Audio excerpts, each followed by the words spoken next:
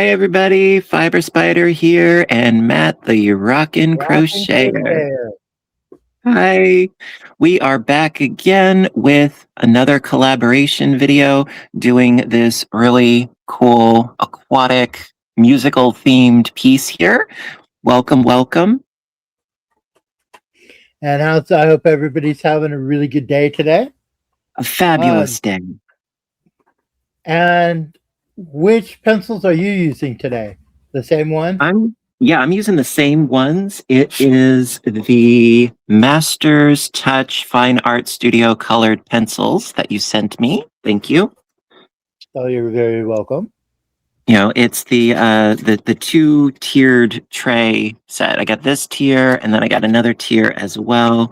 And so, yeah, I'm going to use the same pencils that I used last time. And I haven't done any progress since the last video that we did together. And I'm ready to rock. I think I'm going to work more on the shell because it's like this big focal piece for the whole image, really. So I think I'm going to focus on this begin with, and then I might do a squirrel and then go into something else. Right on. I am not using the same pencils as what we did last You time. heathen! I'm not using my Posca pencil. Oh. If I had pearls, I'd be clutching them. The ones that I'm going to be using today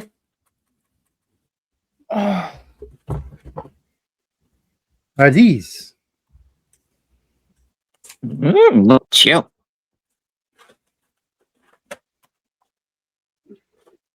And yeah, I went from yellow to deep yellow. I'm gonna work on the darkening. So those are gold 120. As like 120 pencils in there, or yeah, like 120 pencils. What I wanted, the reason why these are oil-based pencils, and the reason I went to these is the Posca pencils I love. They tend to be more the primary colors, whereas this Castle Arts one tends to have more the in-between colors. Okay. So hey, whatever works. That's the reasoning. See, as even with the greens, it goes like. Oh wow, you got lots of shades. Yeah. So I wanted to have a few more choices in shades. This one actually has 3 tiers. Wow. Of pencils. So That's there's a lot of in between shades, which I like. Yeah, I don't blame you. So I'm going to be using that today. Okay. Pretty much it's the same. They're very similar to the Posca pencils as far as the way they go on, and they work up really nice. The one thing I wanted to address though is I know that one of our community made a comment on sharpening the pencils. And I'm sorry, I use my electric sharpener. You oh no. Yes. No. Where you're supposed to use like a regular little pencil sharpener thing. Just wait. I use my electric sharpener because I like to start with a really fine point.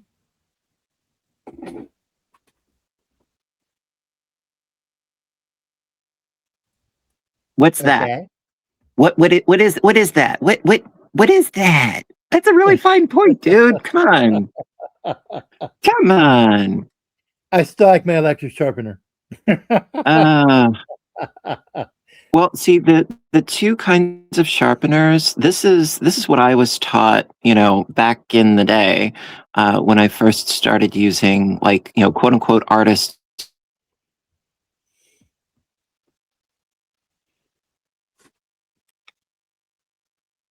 Uh-oh. There I go. There I am.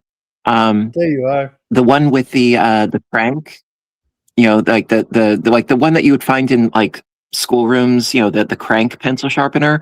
Yeah. Those will like eat your pencils in no time.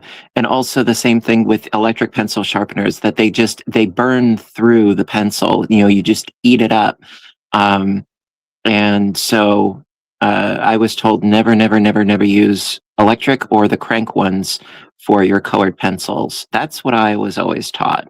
So I'm sorry, dude, but I have to agree with the consensus. Um, I mean, I'm not going to begrudge you. I'm just going to look at you funny. The thing though with the sharpener that I have, Mhm. it only sharpens to a certain point and then will shut off. All right. Well, It doesn't to it, each. it sharpens it'll sharpen it to a point and then it stops. All right. Well, like I said, to each their own. And I'm not going to judge you much, but I will judge you. Because I don't want you, burning through your pencils, um, and eating them up faster and, more prematurely than they need to be. Because I mean, well, some colored pencils are like disturbingly expensive, um, for what they are. Some are totally worth it though, as far as the price point. Um, some of them they're gold. There was some I was looking at some that were, and it was like they were like crazy expensive. Hmm. And I don't remember what the brand was, but they were like a special, like high, you know, very high qual, like not high, but a very well known, expensive brand. Hmm. And I was like, oh, Yeah, dang. that'll hurt the bank. Well, I think that with colored pencils, there's a fine line between you get what you pay for and um, sort of name brand snobbery. Yeah. Well, the thing that the big thing that I found, and I base a lot of stuff on like when like playing guitar. Hmm. What happens is that you find the one that's right for you, that you Hmm. like the feel and the playability and the all that, and that's the one you sorry, Yeah, keep no, going I with. agree with you. I do agree with you. It's like, you find what clicks for you. Um, but I like, I'm sort of, on two sides of the fence about it because, I don't believe in, um, the idea that, the more expensive it is, automatically the better it is. Um, like with crochet hooks or with yarn. I mean, I use quite often like really, really cheap yarn, and because it's, well, I can afford it, and it is very easy to obtain in a big box store.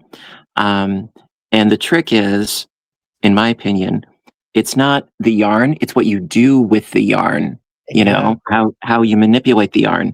So the thing is that same thing with colored pencils, like you can, if you can make a really cool piece out of, quote unquote, subpar materials, that speaks more about you and your ability.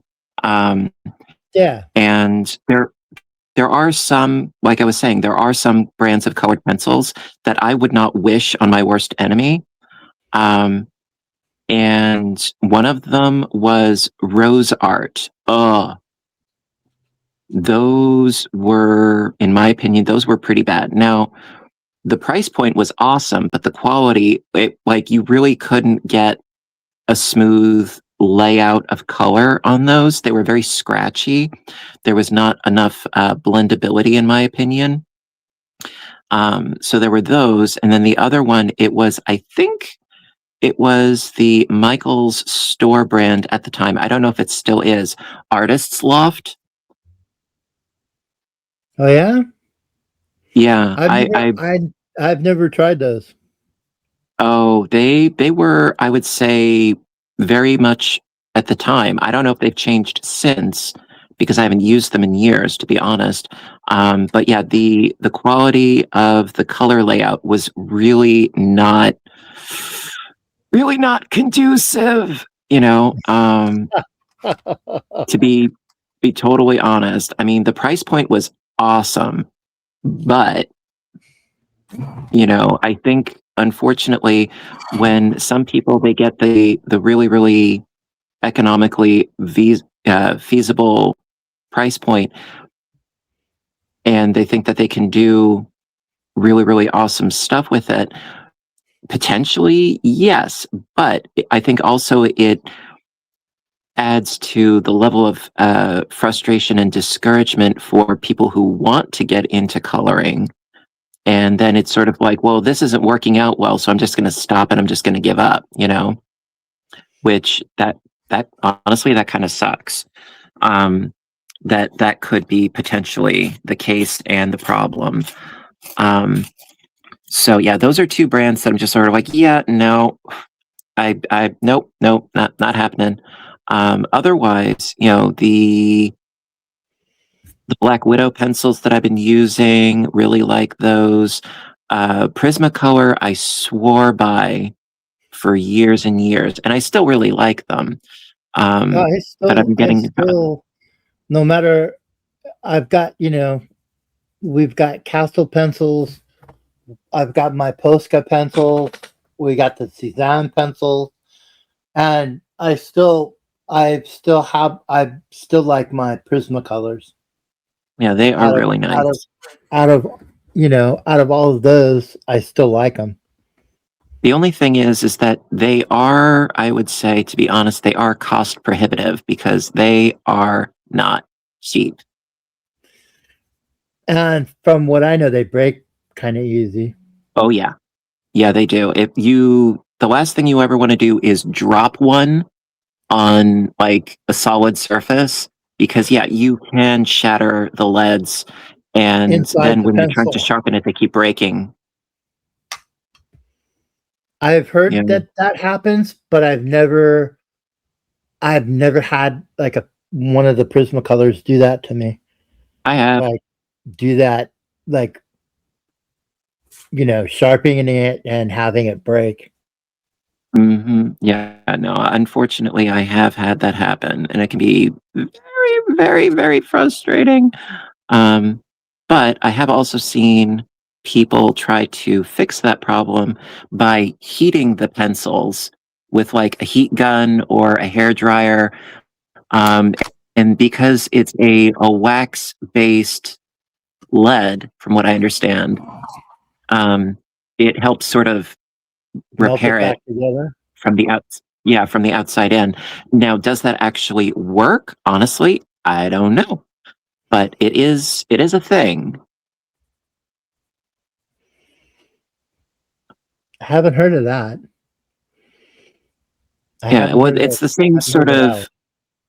same sort of trick slash mentality of fixing the cables on uh, Yeah. circular I knitting was needles with like I was really I was disagreeable thinking that. cords. Mm-hmm.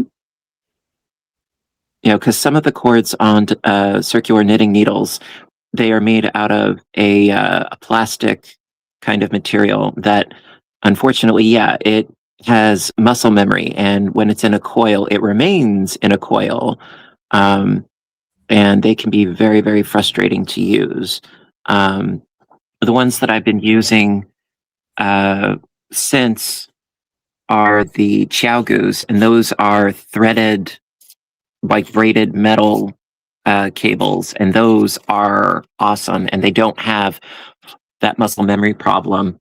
And as far as like my favorite brand of knitting needle at the moment, it is definitely the Xiaogus.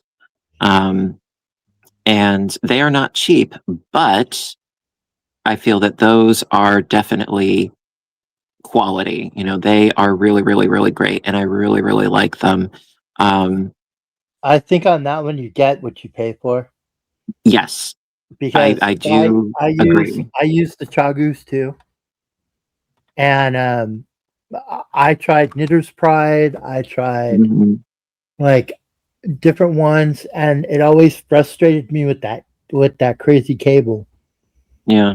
I will say though that in spite of the cables, the Clover Takumi bamboo knitting needles, those circulars, those I think are really great as a beginner set because the bamboo needles, those grip the yarn so that it doesn't slide quite so easily. So if you are just beginning, I think it's a lot easier to work with those because I remember when I was starting to work with circular knitting needles, I was always terrified that the yarn was going to slip off and I was going to drop stitches.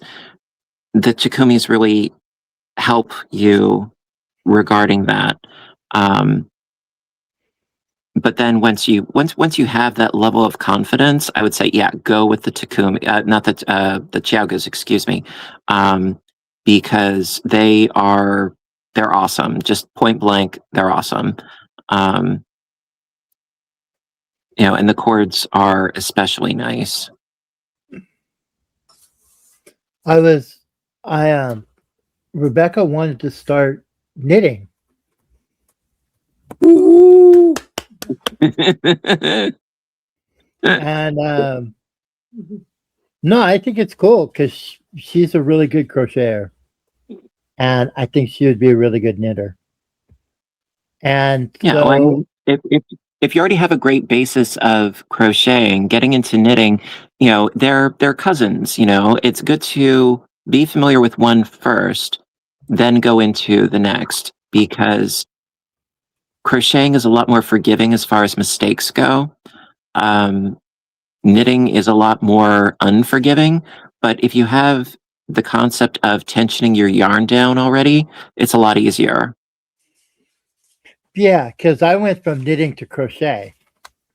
And You're so just weird all over the place using the wrong pencil sharpener.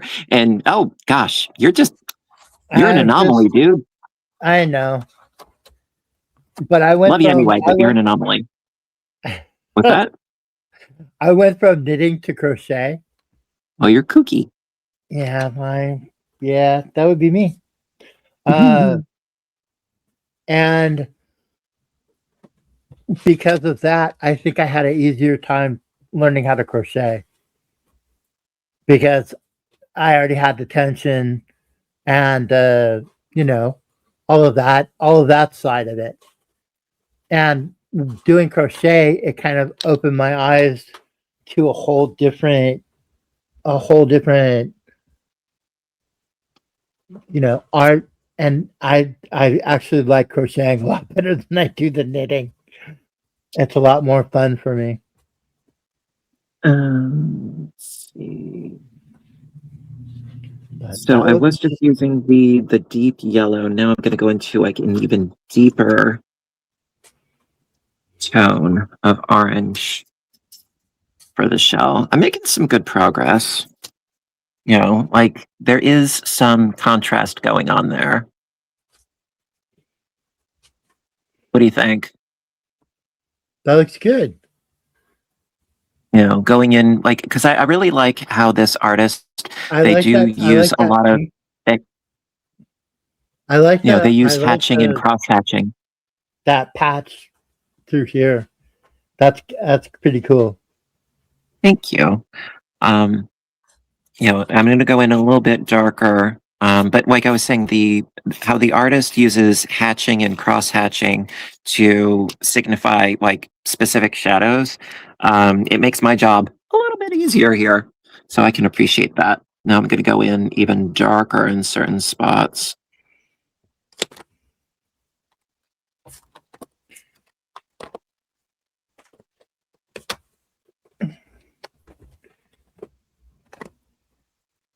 And so, this is the Mandarin orange that I'm now using.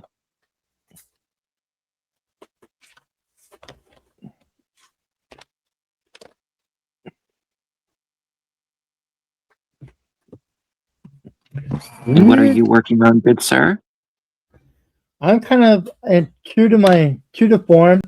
I'm kind of jumping all over the place. That's fine. when I when I'm seeing a color, um, I'm like, oh, okay, that can go there. That can go the other place. So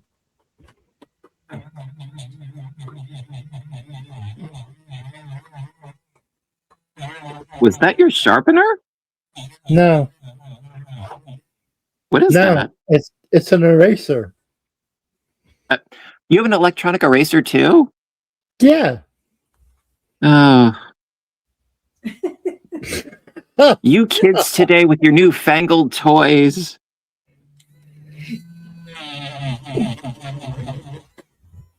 It sounds What like I a like, power drill. I know, that's kind of basically what it is. Um, I actually don't use it too much when I color. But I over colored a little bit on this bird. Um, Typically, I like to use it when I'm doing charcoal because you can lay down the charcoal and come back with this and actually like draw with the eraser. Hmm. But yeah, you're using negative space instead. Correct. So a lot of times that's what I use it for. It sounds Or like if an I think angry Muppet. or if I think I've put on something a little thick,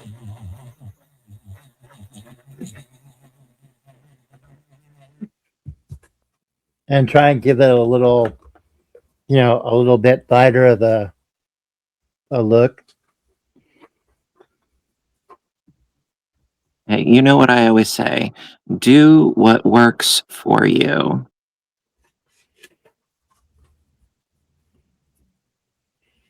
Me, I actually I've never tried using erasers for the colored pencils. I also really haven't tried using the like the blender colored pencils, like the white ones. It's sort of like a whitish off white.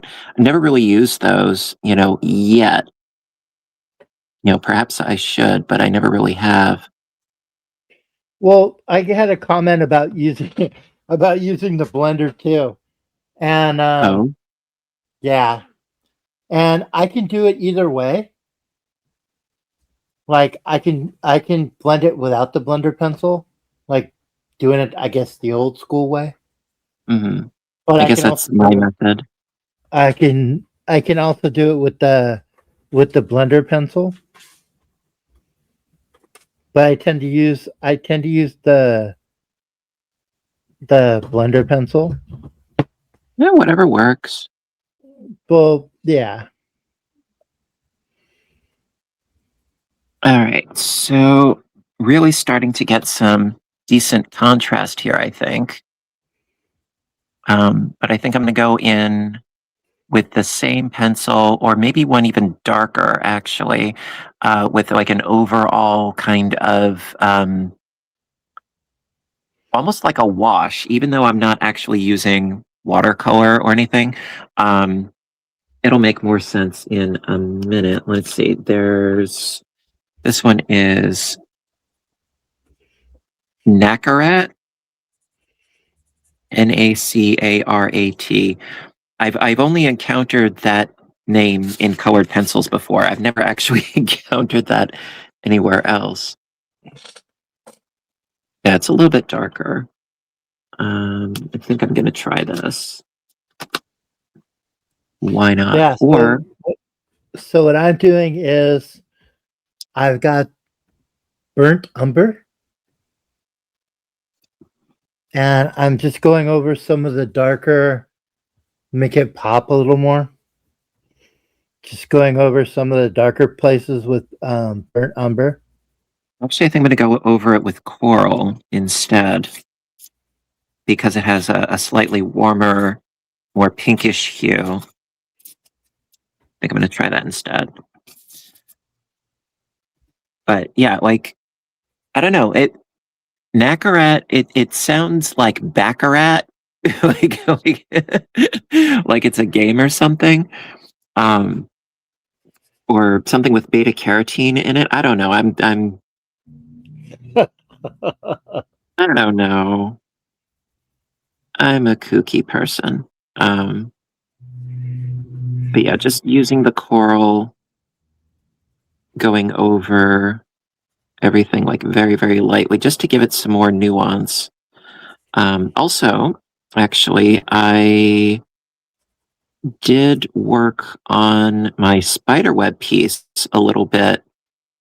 Because I did the quote unquote finale last video of the spiderweb piece, and the only thing I didn't do was the background, and that is such a huge swatch of space that I thought, I'll do that off camera and work on it here and there and so forth. Because also it literally the whole thing is negative space. It's not like coloring in a shell or a guitar or something. It's just one big Yeah. project of negative space. What's that? What? Oh, I said, yeah, it is a lot of negative space on that one. Yeah, so I'm Because I just know which one going. you're talking about. So I'm starting. I did one layer of a very, very, very light blue, and I went over, very, very subtly, because I want to do, a lot of blending and a lot of layers and things. And then I'm going to go in, I think, with some purple and then some darker blue. And I'd like to create sort of a vignette appearance where it's lighter in the center and darker around the outside edges. But it's gonna take some time and some doing. Um, and I think it'll be worth it. It's just it's gonna take some doing. It's gonna take a while. The one that I've been working on, Mm-hmm. outside of what we were working on, Mm-hmm. is it's actually a spaceship scene. That's cool. Same book, different book. Different book. It's the Alien World. Okay. So the one I've been working on is this one. It starts off here. Oh, it starts off here, That's cool. and then it goes all the way across. It's 2 pages. Yeah, I haven't touched upon the other spiderweb image on the opposite page. I might do that at some other point. I don't know yet. I'm just sort of playing things by ear. This one is a really cool, like, spider. Oh wow. Same book? Same book. Very ominous looking. Well, they're all like space. It's all space kind of stuff. Hmm. Science fiction-y. Yeah. That's cool. All right, so now I've gone over that. Now I think I'm going to go in with the Naccarat, actually. Now that I've done the coral. There we go. Matt, get out. There we go.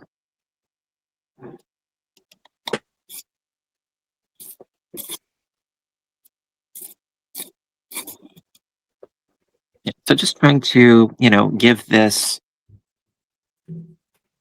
a bit more dimension, a bit more pop.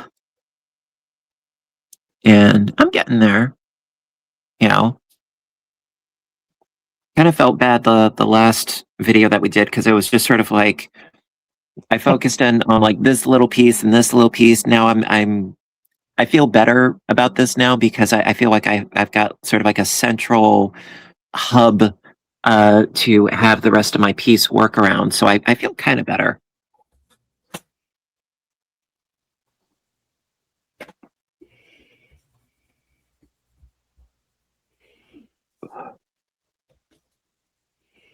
I felt a little bit guilty last time. A little bit. Oh, I everybody go, did. everybody goes at their own speed. Oh, that's true.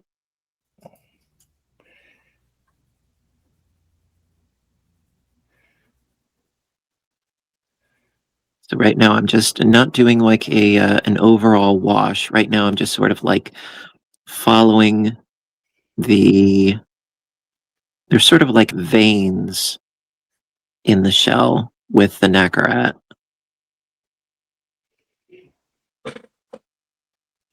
And just a little bit of a hint on Oh, a tip on with the blender pencil, you can actually use the white, and it almost does the same thing. hmm. If you use like a white pencil, Yeah. I mean, a white pencil is essentially this. Yeah, it is essentially the same thing as a blender. Um, but actually, there was this great quote from a YouTube short, and I thought it was very biting and very cutting, and I loved it. There was a bully, this girl who was being a bully to some kids at the lunch table, and this one guy who was like really tired of this girl, who thought that she was better than thou and all that, and he said to her, "Your opinion is about as useful as a white crayon." I was just like, dude, you rock. You just rock.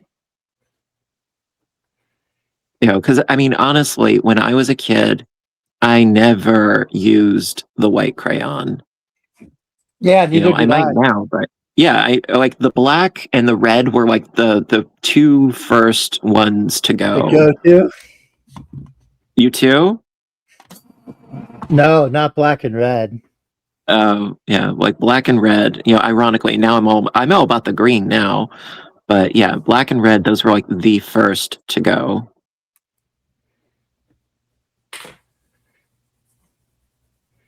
No, I want to say mines were more the greens and like the purples.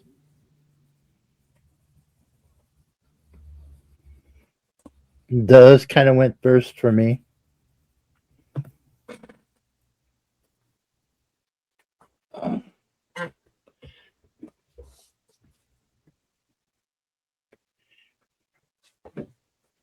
Yeah, actually, I am trying to get Tara into doing knitting as well. And right now she's working on the garter stitch. She hasn't gotten up to stockinette yet, she's working on mastering the tensioning and the knit stitch first. Which, hey, work at your own pace by all means. Um, so I'm very happy for her that she's progressing. And the biggest tip that I learned as far as knitting, as far as starting out, is use a thicker yarn first and work back. Or a larger needle. Yeah, when I started. I used the thicker yarn and a little bit bigger needle, and went like until I got comfortable, and then moved backwards, like to Yeah. a smaller, and that tended to work for me. The irony for me is, well, I really didn't have anybody to help me or teach me or anything like that. And I pretty much started before YouTube was, a full-blown thing. And so I didn't have anybody to tell me. It's like, yeah, suggested needle size on the yarn band is just that. It's a suggestion. You don't have to follow that. So with a regular worsted weight yarn, I was using size 8 knitting needles. Now, for me, it was tighter than tighter than tight, and my stitches were like they would squeak on the needles because it was so tight. And I also was very tense, and so the yarn was like stuck onto the needles. I had so much tension going on. And over time, I realized, no, use what works best for you, and you'll get much better results.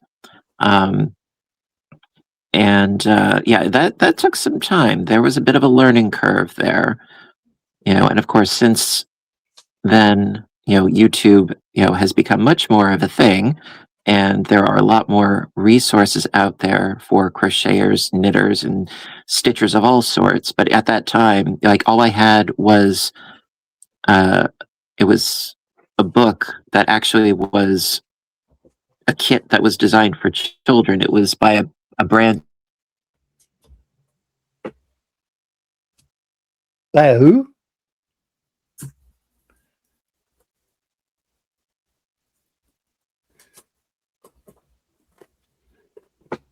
This went sideways. Now What? you're back. I didn't do nothing. I didn't do anything. I've just been coloring. Um, yeah, it was a book that came with a hank of yarn and some size 8 straight knitting needles, and it was it explained things very well, but not so much about tension or gauge. So I had to figure out a lot on my own. Well, I started during COVID,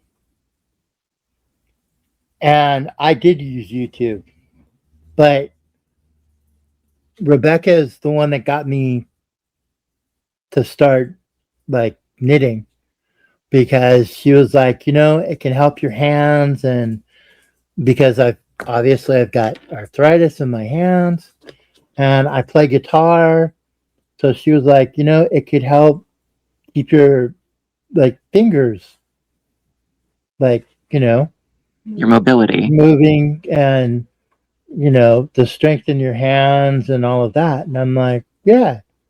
And I always wanted to, because I remember seeing my grandmother crochet and knit, and within like 2 days she would have a whole sweater. Like, she was Yeah. amazing. And she'd No, she be just sounds like a freak of nature.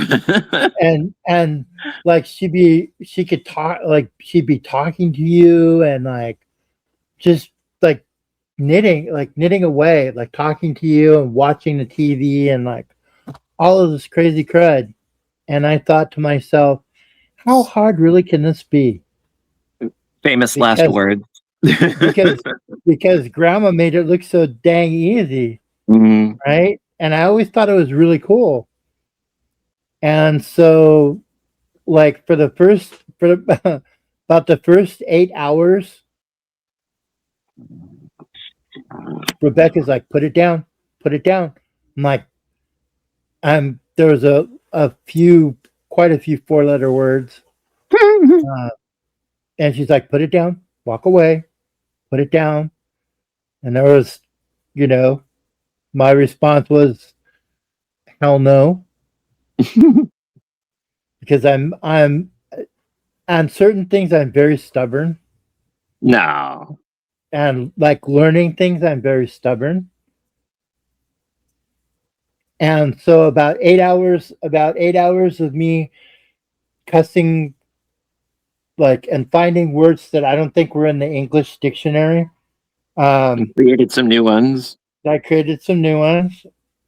I started to get it, and then I was like, oh, okay. And then I started to enjoy. And then I started. That's when I started to enjoy it. When it clicks. When it actually kind of clicked, and I was like, Hmm. I'm okay. I'm not gonna be like, you know, cussing like a madman. Now I got this. No, sailor, yeah.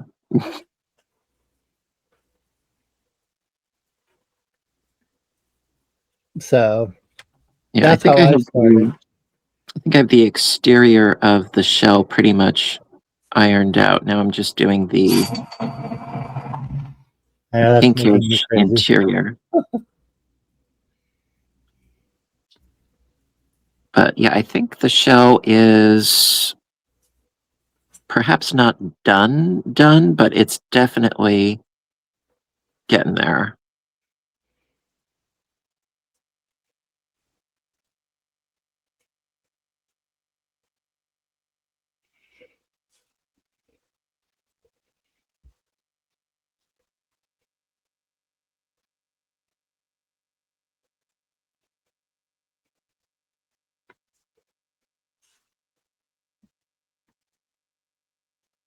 So what's been going on in your neck of the woods? Uh, Weird weather. Um, Getting tattoos, playing Minecraft, reading more of the Dresden Files books. I finished God, I think it was like book 6, and now I think I'm on book 7. Um it's called Blood Rights by Jim Butcher. Let me see. Bear with me a second. How is it? So far, so good. Let's see. 1, 2, 3, 4, 5. No, I'm on book 6 right now. This is book 6. It was Stormfront, then Full Moon, Grave Peril, Summer Night, Death Masks, and now Blood Rights. Um, yeah, so far, so good. I am rather enjoying the series. Um, it's not even remotely typical for me to read 6 books in the same series in a row. That is not typical of me. However, I am really enjoying it. They're I would say, sort of like pulp fiction type novels, not like Tarantino, but it's science, it's sort of science fiction, fantasy, horror, uh with a bit of mystery. Oh, Not right so much on. science fiction, but I mean, it's supernatural mystery types. The protagonist is a wizard. He solves, supernatural, cases, usually involving some sort of a murder. Um, and I just really like his banter, um, because he's very witty. Um, it's like if Doctor Who was a wizard, that sounds about right. And then, like, as far as that, I've been listening to a couple of audiobooks, Uh-huh. and the one that I really got into was it's by Neil deGrasse. Okay. Um, and it was it's what the heck is the name of it?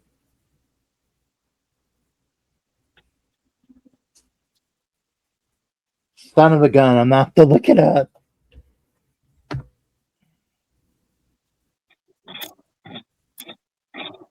He's an astrophysicist.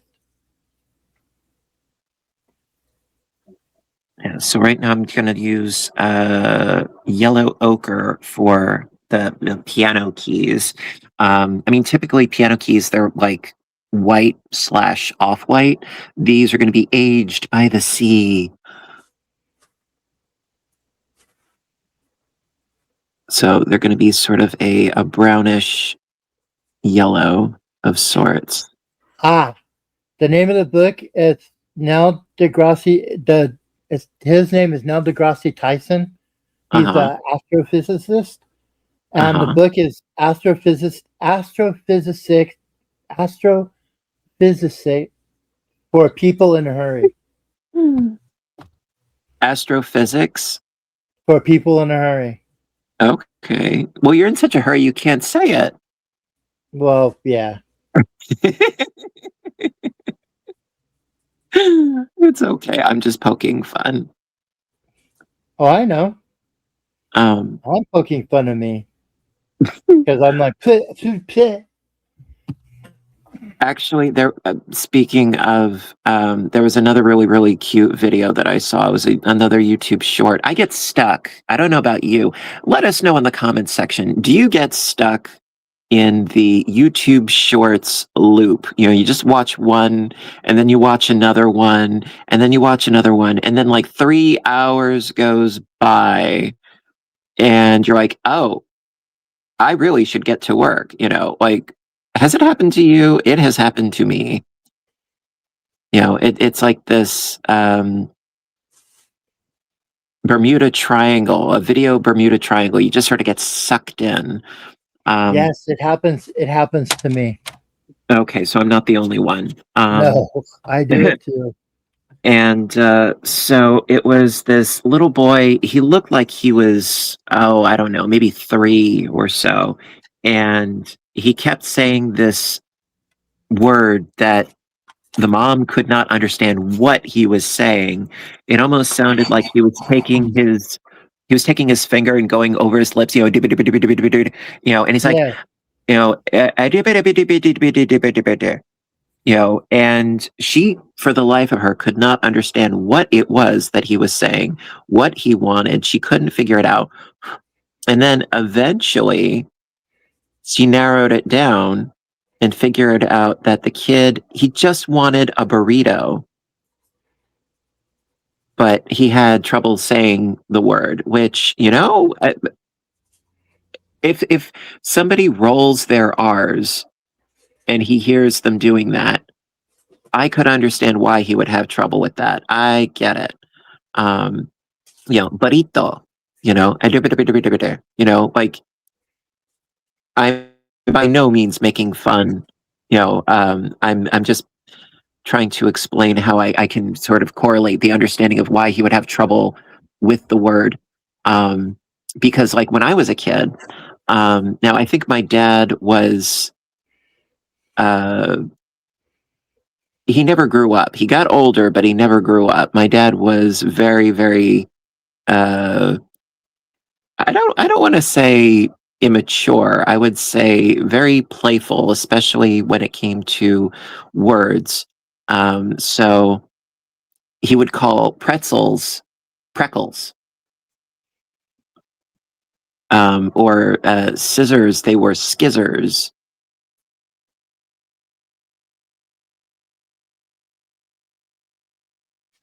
That's funny because You know, make a word more fun. You know.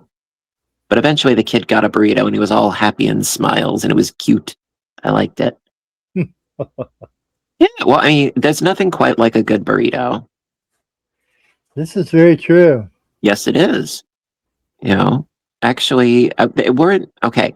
They weren't burritos because I don't have a skillet big enough to make like a full-on burrito wrap. I can make tortillas, as in like taco size, but burrito size, not quite. Um, so I did homemade flour tortillas, which I love, love, love.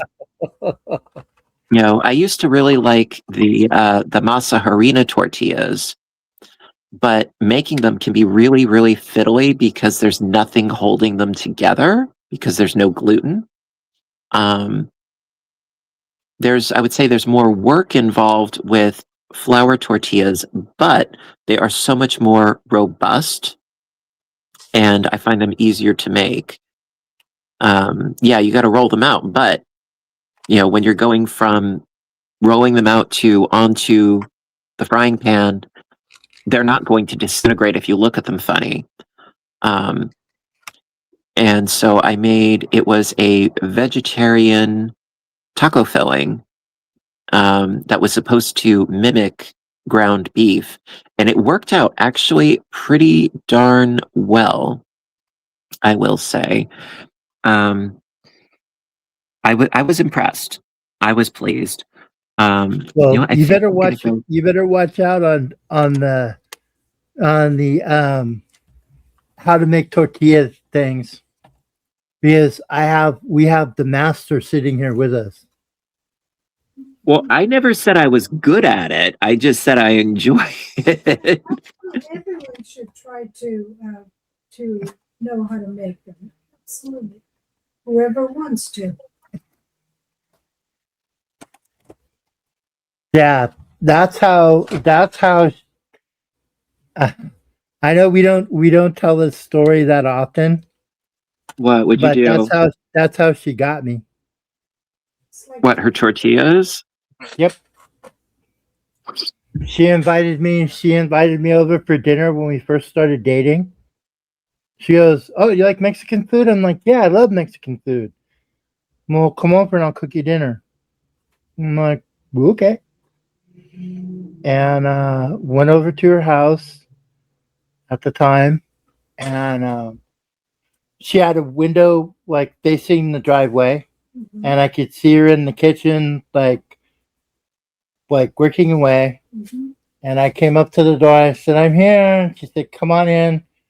And she was standing with an apron on. with an apron on. She had flour all over the front of her, and she was making homemade tortillas. And she made chili verde, homemade beans, homemade rice. Yeah, homemade chili verde. And when we And then you sat got down to down eat on it, on when one knee and you when said, we please. when we sat down to eat, I'm like, ah, you got me. The hooks, the hooks set. I'm just gonna like flop around, make it look like but you got me. Make it look like you're putting up a fight, but no, no, the fight went out of you. No, yeah, Oh, that's so cute. Just like him, he makes everything homemade too. So I got the keys. I went in with sort of like two shades of a light brown, and then I went over that just slightly with a gray green, and I think that that's pretty much going to be it for the keys. I didn't want them to be white, I wanted to make them look, well yeah. worn and aged and so forth. But I think I'm essentially done with the shell. Essentially, I might go in. Actually, I might go in, just like little highlighty bits with the gray green.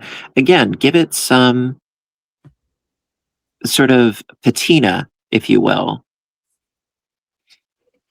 I keep adding, I keep saying, oh, I think I'm done. I think I'm done. And then I'm like, it could just use a little zhuzh. But no, that's very cute with the two of you. That's cute.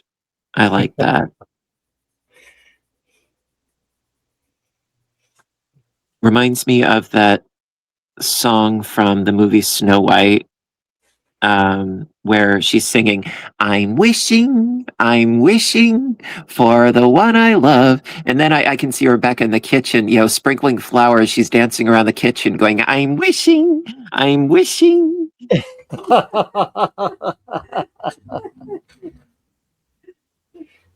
I just have this image, it's one of those things. I get weird pictures in my head. Um, I'm kooky like that. But yeah, I think I'm going to go in with this gray green a bit just to dull down the overwhelming yellowness of the shell a bit, so that it's not quite so vibrant, sort of mute it just a little bit. And over the past couple of evenings, I've been on a Doctor Who kick. Oh, geez. Yeah. Yeah. And of course, for me, it is Tom Baker. I love Tom Baker. And I started at the beginning of his seasons, starting with The Robot and then The Ark in Space. And now I'm on I think it's called No, Ark in Space. It's Doctor Who. Yeah, that's what I said. No, and Rebecca was saying. And right now I'm on the Sontaran Experiment, I believe it's called. And yeah, I love Tom Baker. He is my favorite doctor. He's the one that, I started with when I was a kid. Love that man. I remember it as being on when I was a kid,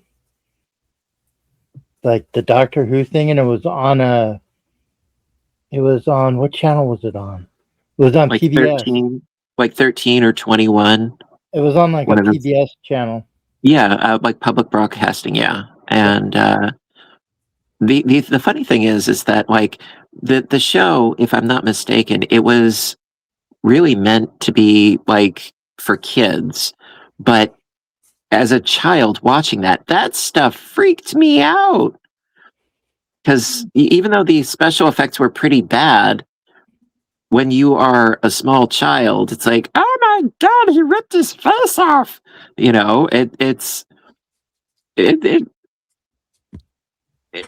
I wouldn't say it was like traumatizing, but it was kind of traumatizing. There was this one character, his name I think was the Master, and it was this guy wearing like a really bad rubber mask, and he had this sort of weird, it wasn't quite a wheelchair, but he rolled himself around and he had this rubber mask and he had like multiple eyes, and he really, really freaked me out.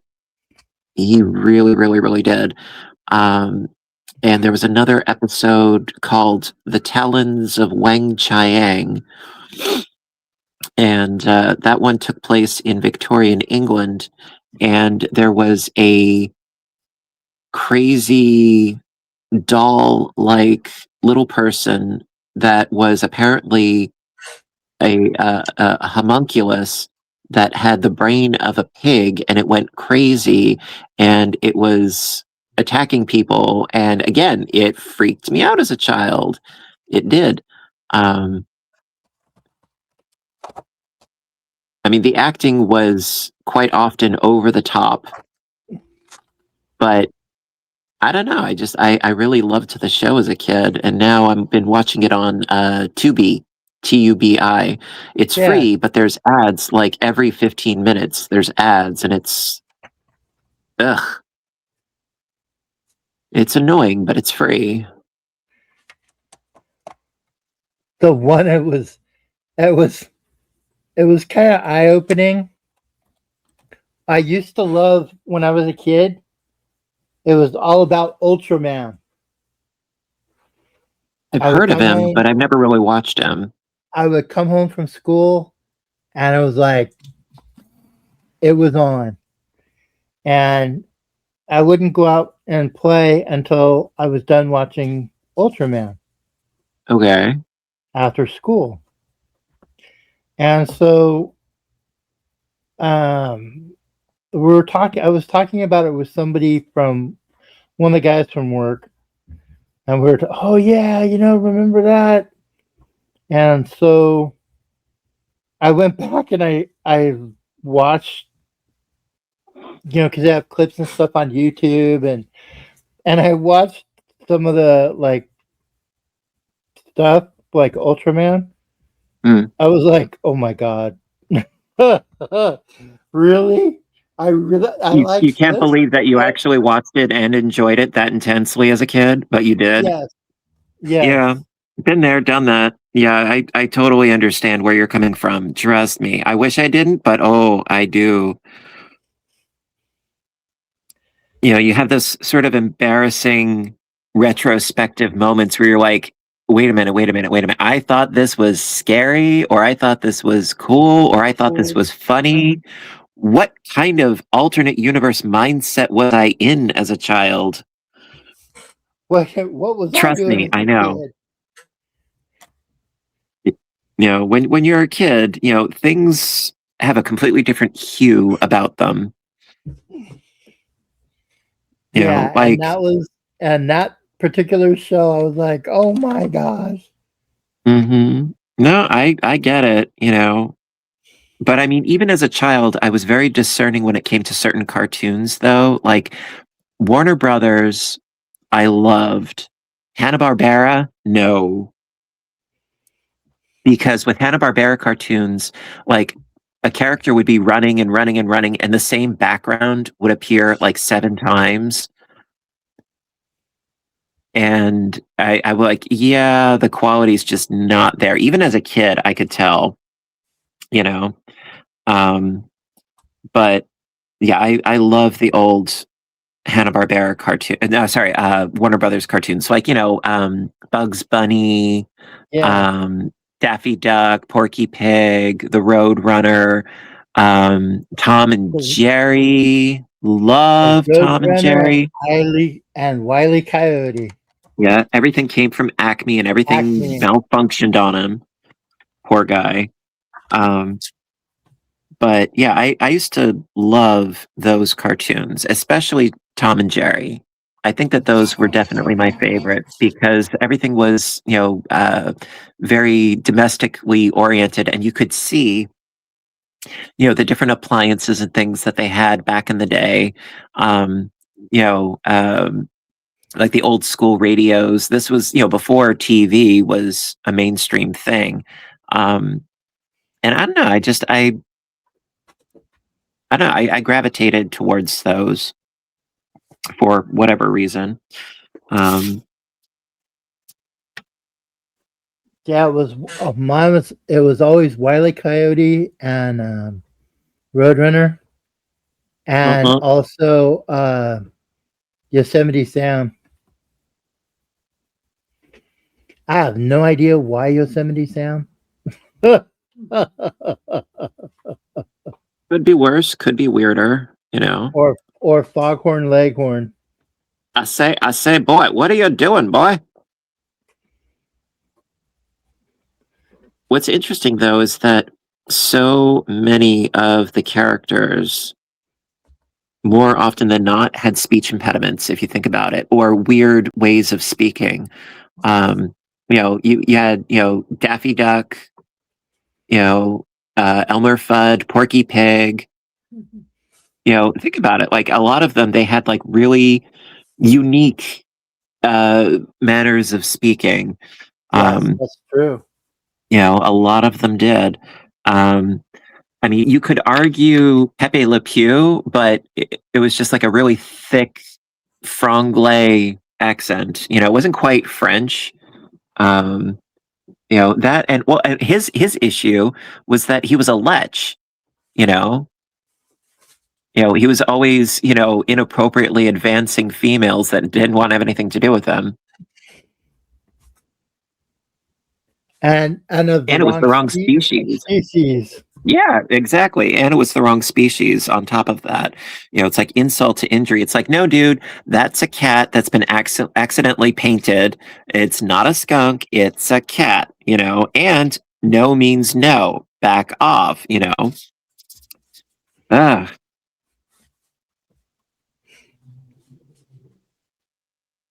But I still like Tom and Jerry though. I would say that, that for me is sort of cartoon canon. Um, but I do find it rather funny though that the number of times that Bugs Bunny was in drag, Yeah. because that happened a lot, a lot, a lot. Um, let's see, looking for sort of a gold color, perhaps for the harp, maybe. Could do that.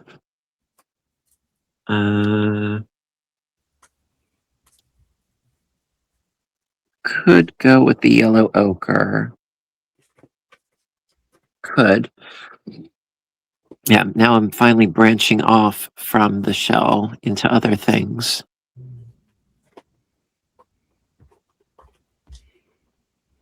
And then of course, as a kid, there was after school there was what they called the Disney afternoon.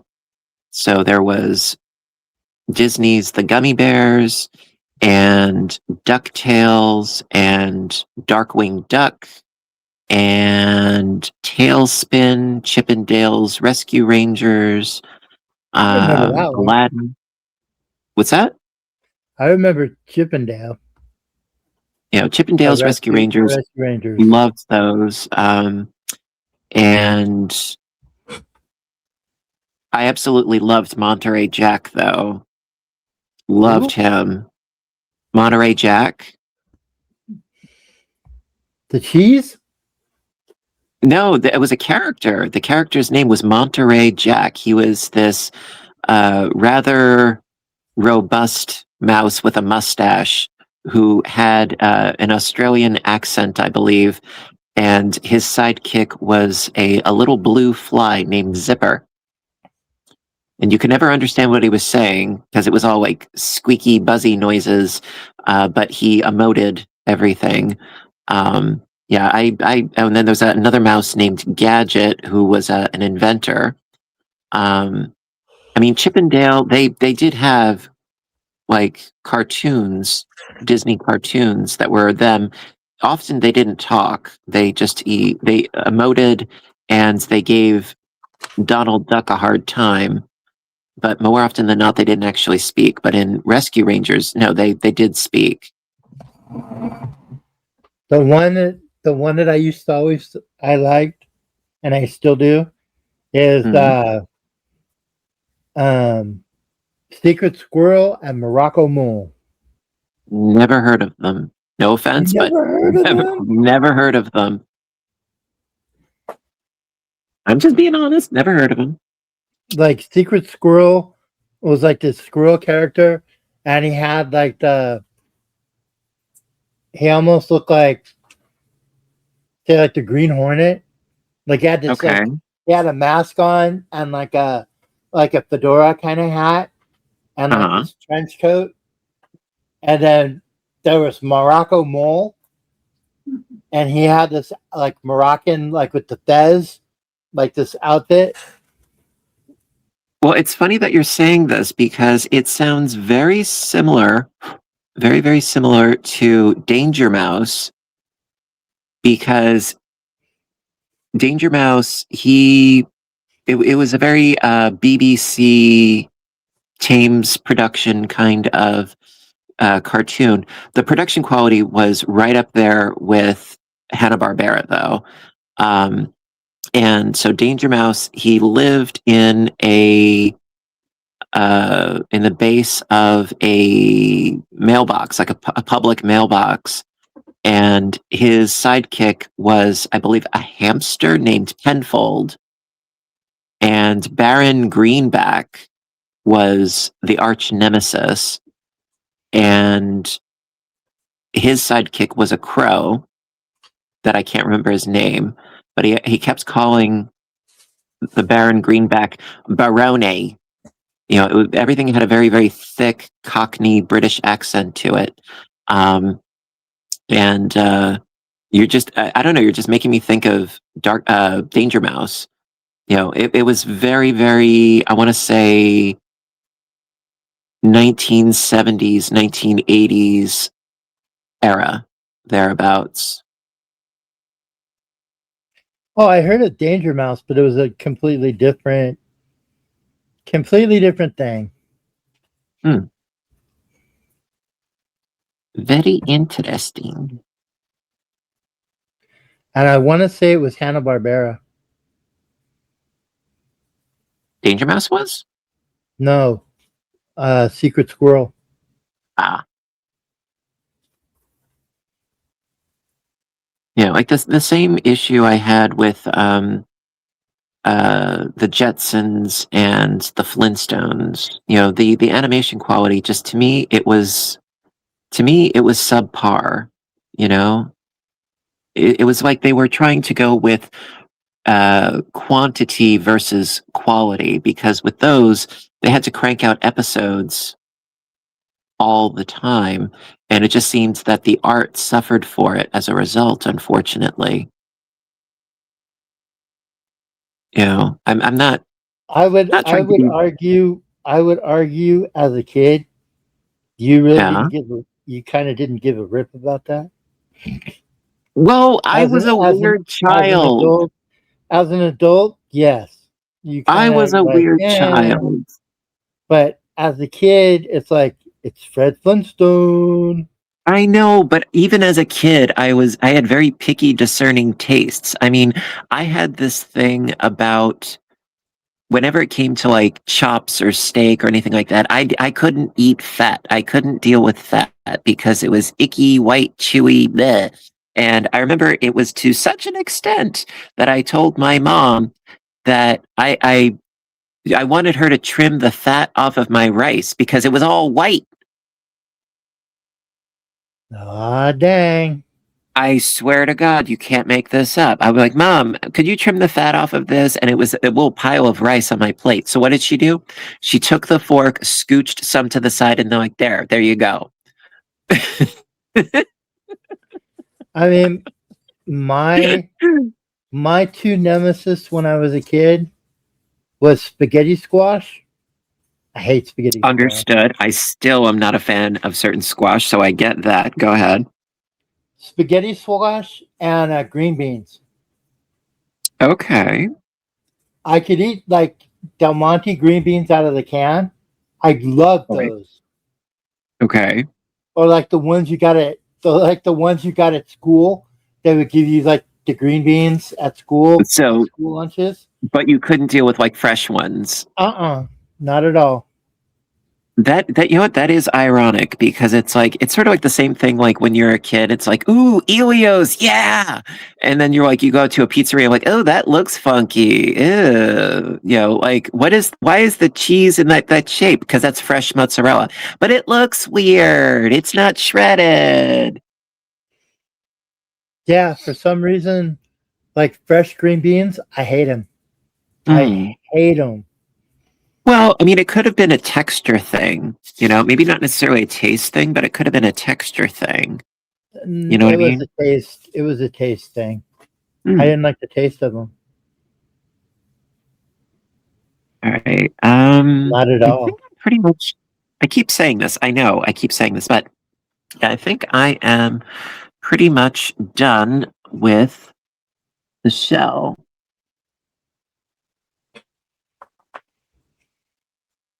I even did the harp, because it was essentially like surgically embedded and attached to the shell. So I thought, yeah, let's branch out and do the harp as well in the same sort of color scheme. But I am quite pleased with that. I like the thank you. I like the sort of mottled shading and the texture I've given it. I like it. It looks a lot less flat. Yours, I think, is coming out really good. Thank you. Because it initially, yeah, when I first started today, yes, it was a flat area of just yellow. It was a really sad lemon. Um, but I do really like how it came along, with the different shades that I used in there, the coral and the yellow and the deep yellow and the nacarat and the gray green. I'm happy with it. I'm good. But I think I'm pretty much good for today. How about you? I'm cool. And then for mine, I worked on some of That's the looking awesome. I worked on some of the background and that ribbon. That is looking really, really, really cool. I know it's not a race and I know it's not a contest, but you are blowing me out of the water. No pun intended, because this is all aquatic themed. Um, you are just tearing right along. I admit I am slightly envious. Your speed is incredible. Why, thank you. You are very And your welcome. That and and see it's looking and see your choices of color are incredible. I think your well, thank choices of you. color are a little better than mine. I mean, granted, our They're different. shells They're not better. They're not better. They're different. our shell through here is kind of the same. I went with Hmm. like a lighter tan, more of a goldy color. Well, yours is Hmm. more of a goldy color, but mine is more of a beige. But I really like what you did on this side. I like Thank that a you. little bit better than what I did. Well, that's the nice thing about what we're doing is that, we can compare and contrast. Neither is better than the other. They're both beautiful in their own inimitable way, because we have a different way of approaching things. Yeah, I mean, I was thinking with the interior of this, um, more coral like, more creamy in its quality. um you know but you have really exploded out, like in this area and so forth, with the different instruments and things. I definitely plan on getting there.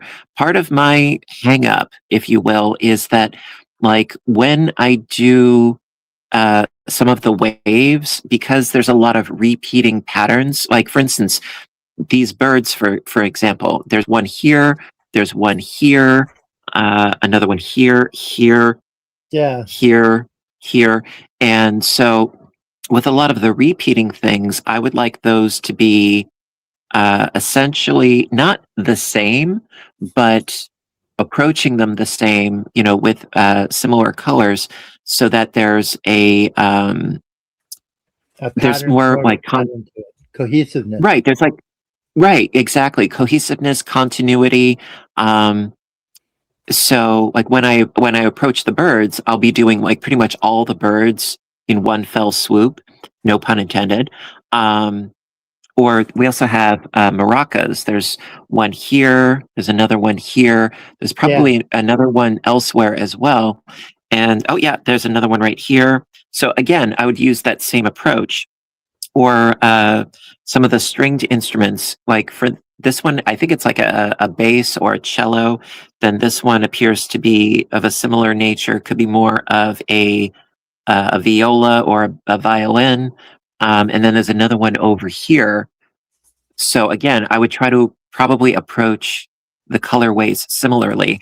This guitar, there's only one of these electric style guitars, so I thought that that was a safe your bet. guitar came out really good. Thank you.